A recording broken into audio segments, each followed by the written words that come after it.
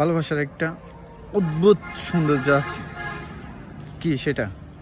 সেটা হচ্ছে, দেখেন, পৃথিবীর শুরু থেকে কেউ কাউকে কোনো না কোনো জায়গায় ভালোবাসছে, কিন্তু দেখেন পৃথিবীর এই প্রান্ত থেকে ও প্রান্ত একজনকে ভালোবাসে না, এক একজনকে ভালোবাসছে।